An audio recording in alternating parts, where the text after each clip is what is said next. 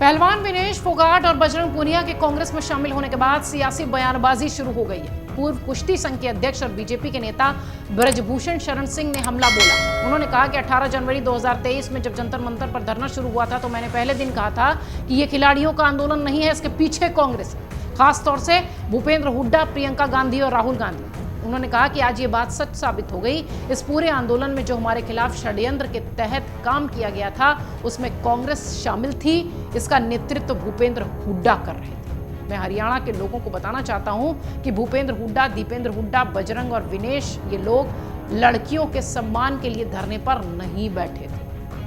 इधर विनेश फोगाट और बजरंग पूनिया के कांग्रेस में शामिल होने पर हरियाणा विधानसभा के अध्यक्ष और पंचकुला विधानसभा सीट से बीजेपी के उम्मीदवार ज्ञानचंद गुप्ता ने कहा कि जिस तरह से भूपेंद्र सिंह हुड्डा ने जंतर मंतर पर विनेश फोगाट के विरोध को प्रायोजित किया है, उन्हें विशेष सुविधाएं दी हैं, खेलों में ऐसी चीजें नहीं होनी चाहिए।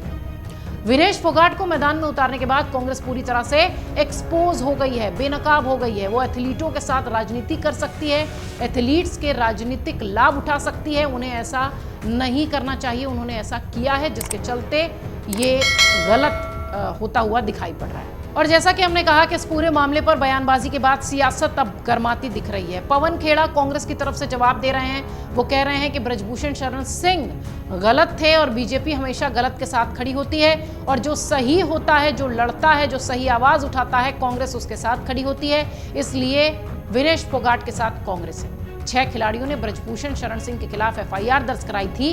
हमें गर्व है कि हम अपनी बेटियों के साथ खड़े हैं, खड़े थे, खड़े रहेंगे।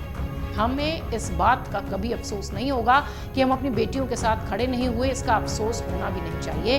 कांग्रेस के पवन खेड़ा ये बयान दे रहे हैं। वहीं इस पर अंबाला में बीजेपी के नेता अनिल विज ने पलटवार किया। अनिल विज का कहना है कि कांग्रेस की एक छोटी सी उम्मीदवारों की सूची आई जिसमें कई दागी लोगों के नाम शामिल थे और कांग्रेस अब एक्सपोज होती दिखाई पड़ रही है। अनिल विज को सुनिए। हाँ, लिस्ट जारी की है कांग्रेस ने अपनी पहली, और उसमें कई दागी लोगों के नाम भी जारी किए।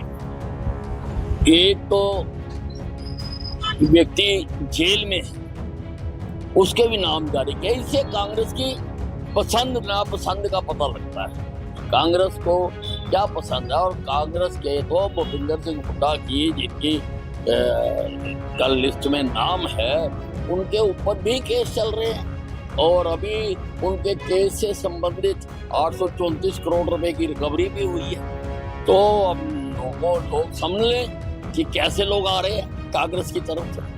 बजरंग पूनिया और विनेश फोगाट के कांग्रेस में शामिल होने पर भारतीय कुश्ती संघ के अध्यक्ष संजय सिंह ने भी कह दिया कि ये तो होना ही था। पूरा देश जानता था कि ये जो विरोध हो रहा है ये किसके इशारे पर हो रहा है। इसका मास्टरमाइंड दीपेंद्र हुड्डा का परिवार था।